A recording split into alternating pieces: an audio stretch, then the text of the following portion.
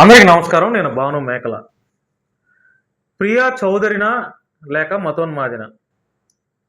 అసలు ఈవిడెవరో ఏంటో మీ అందరికి ఒక పెద్ద క్లారిటీ వచ్చేసి ఉంటుంది. కానీ ఈవిడ కూడా మతోన్మాదిగా ప్రియా చౌదరి నుంచి ప్రియా చౌదరి మతోన్మాదిగా పూర్తిగా మారిపోయినందుకు ప్రియా చౌదరి మేడం గారికి ధన్యవాదాలు, కంగ్రాచులేషన్స్ తెలియజేస్తున్నాను. ప్రియా చౌదరి గారంటే ఒకప్పుడు ఈవిడ సుమన్ టీవీ, ఆ టీవీ, ఈ టీవీల్లో భార్యాభర్తల పంచాయతీలు, అక్రమ సంబంధాల పంచాయతీలు, భార్య ఆడిని ఉంచుకుందని, ఆడు ఇంకొకడిని ఉంచుకున్నాడని, లేకపోతే తండ్రి ఇట్లా చేస్తున్నాడని, లేకపోతే తండ్రి తల్లిని కొడుతున్నాడని, ఇట్లాంటి పంచాయతీలన్నీ మనం చూసాం. ప్రియా చౌదరి గారి సుమన్ టీవీ, లేకపోతే ఆ టీవీ, ఈ టీవీల్లో ఆవిడ యొక్క వ్యవహార తీరు ఎట్లా ఉంటుందో మన అందరికీ తెలుసు. నేను కూడా 2-3 సార్లు మాట్లాడాను. మన కార్యక్రమానికి కూడా ఆవిడ కొంత ఏయో చేశారు, నేను కాదనట్లేదు. కానీ ఎందుకు ఆవిడ ఉన్నట్టుండి ఆవిడ కూడా పూర్తి మతోన్మాదిగా ఎందుకు మారిపోయారు? ఎందుకు మారిపోయింది? అంత అవసరం ఏంటి ప్రియా చౌదరి గారికి? అదేమని మాట్లాడితే దేశం కోసం ధర్మం కోసం. ఏంటి దేశం కోసం ధర్మం కోసం? మేమంతా దేశం కోసం ధర్మం కోసం కదా మేము పనిచేసేది. భారతదేశంలో భారతీయులుగా ఉన్నటువంటి హిందూ, ముస్లిం, క్రిస్టియన్లు అందరూ దేశం కోసం కాదా ఉంది? పక్క దేశాల కోసమా ఉంది? ఈ భారతదేశం కోసం కాదా? ఈ భారతదేశంలో బొట్టలేదా?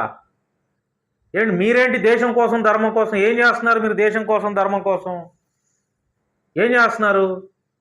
జంతర్ మంతర్ వద్ద నీట్ పేపర్ లీక్ అయ్యి 36 రోజులుగా స్టూడెంట్లు, అంటే దాదాపుగా 21 మంది చనిపోతే ఆ నీట్ పేపర్ లీక్ అవటం వల్ల 36 రోజులుగా అక్కడ ఒక సామాన్య యువత, రాజకీయాలకి సంబంధం లేనటువంటి ఒక యువత 36 రోజులుగా జంతర్ మంతర్ వద్ద నిరసన తెలియజేస్తూ వాళ్ళు ఒక దీక్షలు చేస్తుంటే దేశం కోసం ధర్మం కోసం మాట్లాడుతున్నటువంటి బత్తాయిలు ఏమన్నా సానుభూతి తెలియజేశారా? ఏమన్నా సంఘీభావం తెలియజేశారా? మతాలకు అతీతంగా స్టూడెంట్స్ యొక్క భవిష్యత్తుని మనసులో పెట్టుకొని, లేకపోతే స్టూడెంట్స్ యొక్క భవిష్యత్తుని పరిగణలోకి తీసుకొని వీళ్ళు ఏమన్నా సానుభూతి తెలియజేశారా? సంఘీభావం తెలియజేశారా?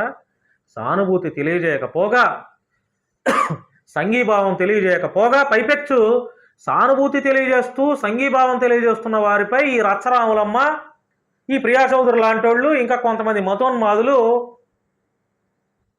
ఎగతాళిగా కించపరుస్తూ వీడియోలు చేస్తారు.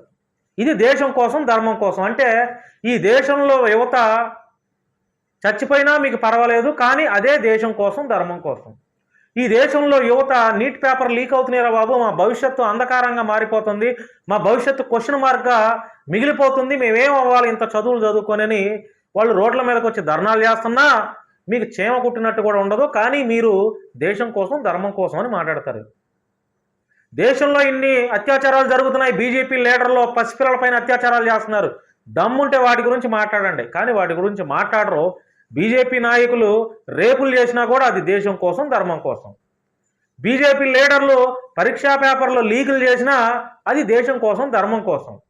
బండి సంజయ్ కొడుకు మైనర్ అమ్మాయి పైన రేపు చేసి పోక్సో కేసు పెట్టి జైలుకి వెళ్ళినా అది దేశం కోసం ధర్మం కోసం. మీ మొఖాలు తగలయ్యా, ఇవి దేశం కోసం ధర్మం కోసమా? పసిపిల్లల పైన అత్యాచారాలు చేస్తున్నవాడి నిర్దాక్షిణంగా రోడ్డు మీద కాల్ చేయాలి అని బయటకు వచ్చి ఎవరైతే మాట్లాడతారో అది దేశం కోసం, అది ధర్మం. నిరుద్యోగ యువత రోడ్లెక్కి ధర్నాలు చేస్తున్నారు.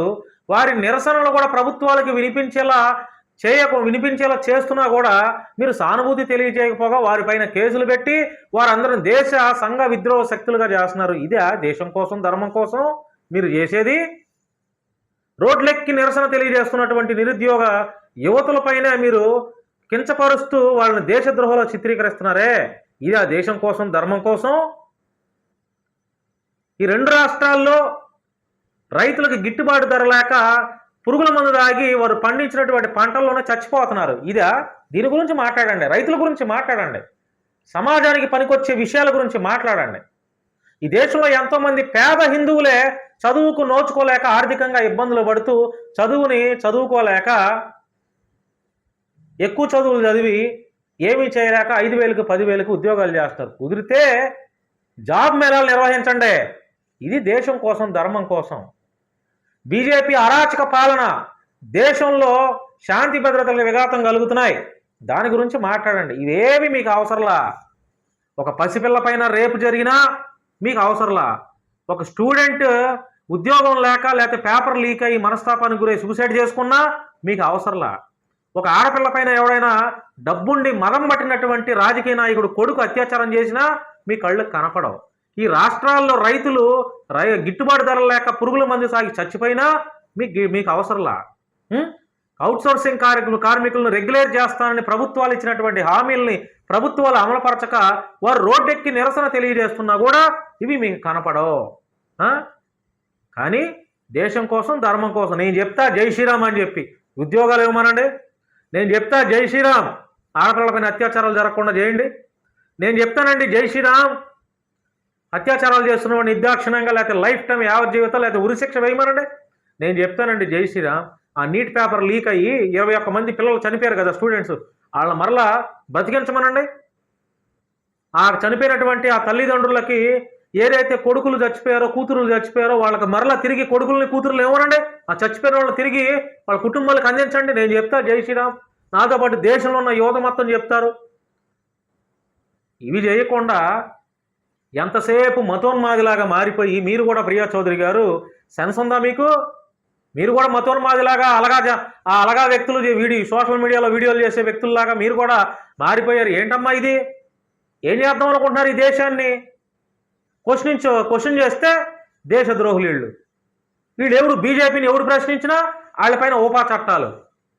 ఎవడు మాట్లాడకూడదు, దేశం కోసం ఎవడు మాట్లాడకూడదు. దేశంలో ఇన్ని మత గొడవలు జరుగుతా దేశాన్ని విచ్ఛిన్నం చేస్తూ మత గొడవలు పెడుతూ యువతలో కూడా అపశుభం తెలియనటువంటి యువతలో కూడా మత విద్వేషాలు రెచ్చగొడతా చేస్తున్నా మీరు దేశం కోసం ధర్మం కోసం జై శ్రీరామ్. ఇదమ్మా సనాతన ధర్మం. ఇది చెప్తుందా? సాటి మతాన్ని కించపరచమని చెప్తుందా సనాతన ధర్మం? శ్రీరాముడు ఇది చెప్పాడా? శ్రీరాముడు ఇది చెప్పాడా? లేకపోతే ఇదే దేశం ధర్మమా? లేకపోతే ఇదే సనాతన ధర్మం హైందవ ధర్మమా?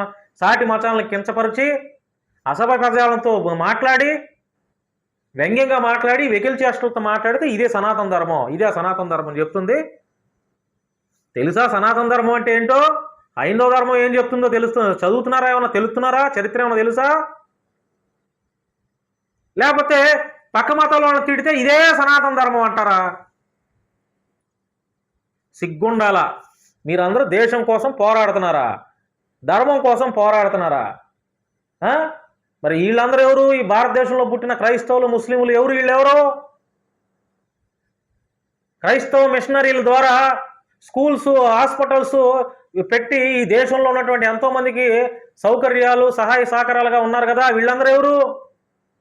ఎన్నో క్రిస్టియన్ మిషనరీలో మీలాంటి వాళ్ళందరూ ఎంతో చదువుకొని పెద్ద పెద్ద చదువులు చదువుకున్నారు కదా క్రైస్తవ మిషనరీ స్కూల్స్ వల్ల. వాళ్ళందరూ ఎవరండి? దేశద్రోహులా? పాకిస్తాన్ వాళ్ళ? ఈ దేశంలో పుట్టలేదా? ఈ దేశంలో పెరగలేదా? ఈ దేశంలో చచ్చిపోవట్లేదా? ఈ దేశంలో పెళ్ళిళ్ళు చేసుకోవట్లేదా? ఈ దేశంలో పిల్లల్ని కంటలేదా? అరే బార్డర్లో లేనటువంటి ఆర్మీ జవాన్లకి వాళ్ళకి లేనటువంటి మతపెచ్చ చలిలో అక్కడ ఇదైపోయి బాడీలు కూడా వాళ్ళకి కోల్డ్కి ఆ చలికి తట్టుకోలేక బార్డర్లో మన దేశం కోసం పనిచేస్తున్నటువంటి ఆర్మీ జవాన్లకు లేనటువంటి మతపెచ్చ ఆఫ్టర్ ఎందుకు పనికిరానటువంటి నీకెందుకు నాకెందుకు ఈ మతపెచ్చ? ప్రాణాలను సైతం లెక్క చేయకుండా వారి కుటుంబాలను సైతం లెక్క చేయకుండా బార్డర్లో వాళ్ళు దేశం కోసం సరిహద్దుల్లో దేశం కోసం తమ ప్రాణాలను సైతం లెక్క చేయకుండా అక్కడ గస్తీ కాస్తున్నటువంటి ఆర్మీ జవాన్లకు లేనటువంటి మతపెచ్చ నీకెందుకురా నాకెందుకురా? అబ్బాయిలు ఎరా ఉన్మాదుల్లారా, మనకెందుకురా? వాళ్ళకే గనక మతపెచ్చుంటే నేను హిందువుల కోసమే అక్కడ బోర్డర్లో పనిచేస్తానంటే అవుతుందా?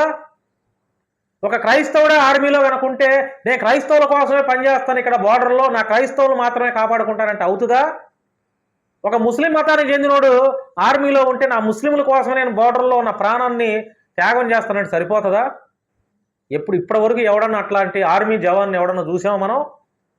ఆర్మీ జవాన్ అంటే దేశం కోసం వాడు పనిచేస్తున్నాడు. ఆర్మీ జవాన్ దేశం కోసం పనిచేస్తున్నాడు, గర్వంగా పనిచేస్తున్నాడు దేశం కోసం, ఇండియా కోసం, ఈ భారతదేశం కోసం. ఈ భారతదేశంలో ఉన్నటువంటి ప్రతి మతం కోసం, ప్రతి మతానికి చెందిన వాడి కోసం, ప్రతి కులానికి చెందిన వాడి కోసం పనిచేస్తున్నాడు. ఈ భారతదేశంలో ఎన్ని సంస్కృతులు ఉంటాయో, ఎన్ని రకాల మనుషులు ఉంటారో, ఎన్ని జాతులు ఉంటారో, ప్రతి ఒక్కడు ఆడు భారతీయుడని చెప్పబడుతున్న ప్రతి ఒక్కడి కోసం ఆర్మీలో బార్డర్లో జవాను పనిచేస్తున్నాడు. వాళ్ళకి లేనటువంటి మతపెచ్చ ఎందుకు పనికిరానటువంటి నీకెందుకు నాకెందుకయ్యా? ఏమా ప్రియా చౌదరి గారు, మిగతా వాళ్ళలాగా మీరు కూడా తయారయ్యంటే నాకు బాధేస్తుంది. ఉన్న వాళ్ళలో కతి మీరు పర్లేదనుకుంటే మీరు కూడా దేశం కోసం ధర్మం కోసం అని చెప్పి ఈ రకమైనటువంటి చండాలన్నీ మా పైన రుద్దుతున్నారు. ఈ తెలుగు రాష్ట్రాల ప్రజలు నవ్వుతున్నారు మిమ్మల్ని చూసి. సిగ్గేస్తుంది మాకు. ఏంటి ఇదంతా? యూట్యూబుల్లో కూర్చొని దేశం కోసం ధర్మం కోసం ఏంటండి ఇదంతా?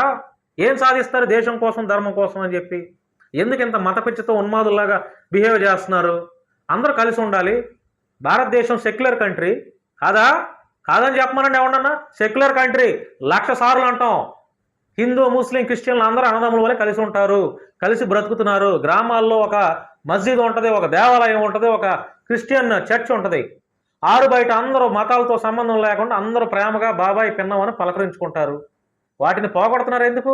అన్నదమ్ముల్లా కలిసినటువంటి భారతదేశాన్ని ఎందుకు విచ్ఛిన్నం చేస్తున్నారు? ఎందుకు మత గొడవలు పెడుతున్నారు? ఏమవుతుంది దీనివల్ల మీకు? బీజేపీ ఫండింగ్ ఇస్తుందా? బండి సంజయ్ ఫండింగ్ ఇస్తున్నాడా? క్రైస్తవుల్ని ముస్లిం తిట్టమని, మత గొడవలు పెట్టమని ఫండింగ్ ఇస్తున్నారా? ఇంకా పని పాట ఏం లేదా మీకు? పని పాట ఏం లేక ఇది ఒకటే మతాన్ని అడ్డం పెట్టుకొని డబ్బులు గెయిన్ చేసుకుంటున్నారా? మూర్ఖులు మాట్లాడుతున్నారు మత గొడవలు అంటే అనుకోవచ్చు. వాళ్ళది అదే పని, వాళ్ళ బెగ్గింగ్ అదే కాబట్టి, వాళ్ళు చేసేది అదే కాబట్టి, వాళ్ళు ఇంకే పని చేయలేరు కాబట్టి, ఏం ఉద్యోగాలు కూడా ఇవ్వరు కాబట్టి.